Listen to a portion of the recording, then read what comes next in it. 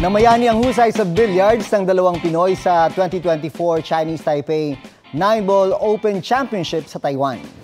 Mismong ang mga Pinoy na sina Carlo the Black Tiger Biado at Bernie Lil Princess o Prince Regalario ang nagtapat sa finals. Sa huli, si Biado ang itinanghal na kampiyon sa score na 13-7.